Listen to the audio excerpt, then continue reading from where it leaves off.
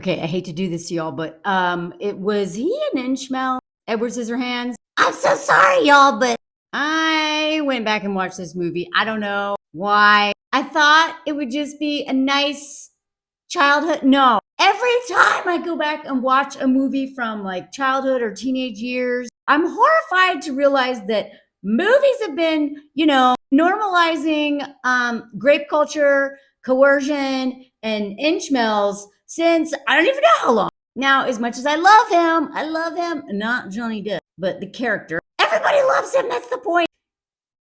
I can't help but wonder, like, is this the okay, just wait. I mean, pretty much all the men in this movie suck. Not a one of them is a good person. You got Edward's daddy, who was a lonely old man living in this not haunted, but crazy little castle.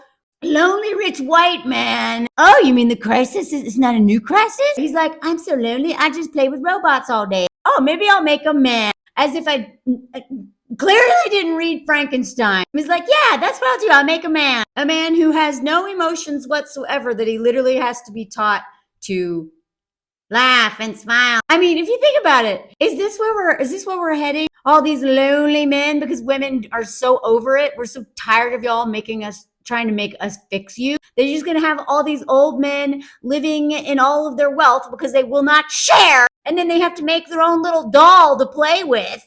Right? And literally, like, he's like teaching them how to read and, like, whatever. He's teaching them how to have emotion. And he's like trying to make this, Edward laugh. And he's like, that's right. Go ahead. Smile. It's funny. You know what I mean? It's like women won't be their muse anymore. We're not going to laugh at their dumb jokes anymore. We're just tired of everything they do at a certain point, unless they have actively been healing their trauma and deconstructing patriarchy, which most of them refuse to do. So, yeah, they do what this old man did. But oops. Forgot to give him hand. Like, why did you wait till the end to give him hand? And why scissors? That doesn't make sense. Like, he's a genius. He's not a genius. He knows how to throw some robots together. Knives for fingers. That doesn't make sense. Give him something blunt. But just as he's giving him hand, he instantly drops dead. So this man dies alone, because men die alone, not women, right? And then basically sets it up so, like, mini-me dies alone too. Like, way to go, dude. Did you think about what would happen to him when you died? No. So then this woman shows up. And by the way, her husband, who is, the breadwinner, she's out there working her butt off trying to sell makeup to a bunch of merchants. And honestly, what I don't like about this movie is it makes everyone look pretty terrible, honestly. It makes all these stay-at-home wives look awful and really, like, kind of leaves out the nuance that they have no choice. They're just a bunch of drama makers and a gossiper. Well, that's what happens when you refuse to give women money. They're in a house by themselves, bored. Anyway, so she sees this castle to try to sell makeup to, sees this guy and is like, oh, never mind, bye, thank you. And then she's like, by the way, where are your parents? Are you alone? Like, like a thoughtful, caring human being was. And he was like, And she's like, here, I got some astringent for all those little scars. And then she's like, I know. I'll bring you home to my family without talking to them about it. So this lady has definitely got some codependency and enabling stuff she needs to unpack because, women this is our work to do, okay? Men may never change, but we can stop enabling and burdening other women in our lives with men. So let me give you an example. So she's driving him home and he's all like, wow, the outside world's amazing. But like he already hits his head on glass. Like the dude does not understand this world at all. And instead of putting him in the basement, or I'm sorry, the father's man cave bar, where he should have been all along, she puts him in her daughter's room. A daughter who is out dating this D-bag, who is so mean and is such just an awful person. Right out of the gate, people are like, why do you gotta be so mean and complain so much? And he's like, how else am I supposed to be the center of attention? Huh? So that's who she's dating, because these are women's options. The toxic, big, sporty guy, the bully guy, the biff, or George McFly with knives for fingers. So the mother has already put her daughter in harm's way. Having this like stranger with knife fingers looking at her personal life, sleeping in her water bed. Like, come on. And by the way, they started this whole thing off. As soon as Edward came in the house, he saw a picture of the daughter. She's a cheerleader. She's in her prom photo. And this is where the Inchmel thing comes in. He's like, it looks like he's fallen in love with her like that. Doesn't know anything about her. Maybe she's a big old bird, but he's in love, right? If he didn't have knife hands, they probably would have had, and in a different movie, they would have had him like running off to that photo. So then she comes home for her camping thing a little early. And I mean, she's taking off her clothes. She's popping zits. And now, I mean, I feel bad for this guy. It's not that I don't feel bad for him. What I'm trying to show is the way that besides this dude being basically an Inchmel, it's not his fault, but he is. And there's a spectrum of Inchmel. This is like the early stages of it, right? He's not like red pill kind of guy, but that's where we're headed. And this is what they're normalizing in this movie. Because I'm sorry, but us sympathizing with him is the North Star of this movie.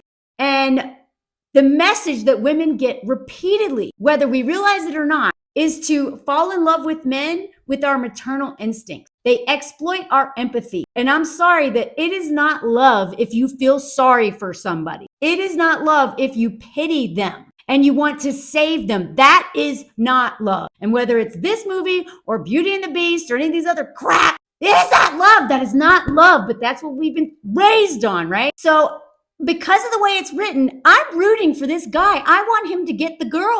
But why? Nothing meaningful happens between these two that qualifies as a love story. This right here is like maternal love being exploited by the writers. Unconditional love, right? But he has to work for that unconditional love.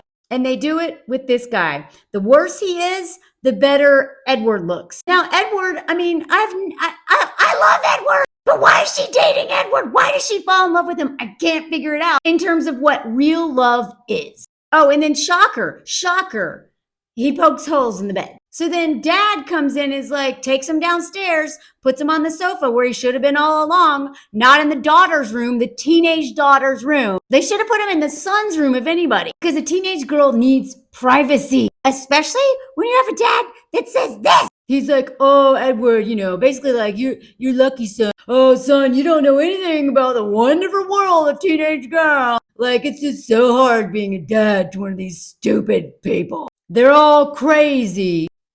And then he gets them wasted. He's like, hey, have some alcohol. You've never had alcohol. Boom. He's like, they reach a certain age.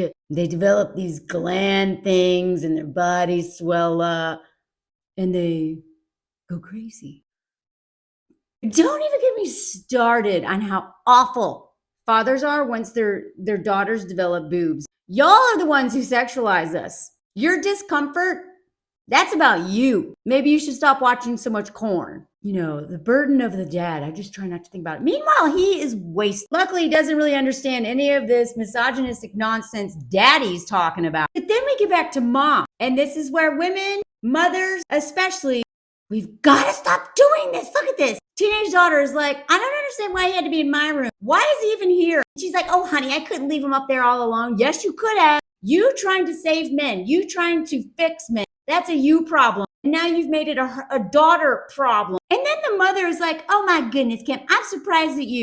I thought I raised a kind daughter. Like, where's your heart? He can't help the way he is. No, but you can help the decisions that you make, especially when they directly impact your daughter and your whole family and the whole town and this guy you tried to save. She realizes this later in the movie. And I do like a lot of this writing, and I love the movie because she finally realizes, and take note, women who follow me, enabling men, trying to save men, not only puts your daughter in danger, your family in danger, but that person, the community in danger, but that person themselves.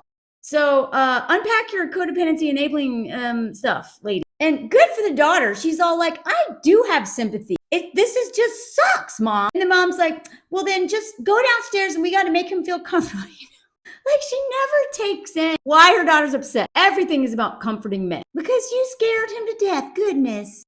She's like, I scared him? Like, she came into her room with a man with 9 fingers. I'm running out of time, but when Edward realized he can't get the girl, he destroys her house, all their wallpaper, and falls into depression. Do y'all want a part 2?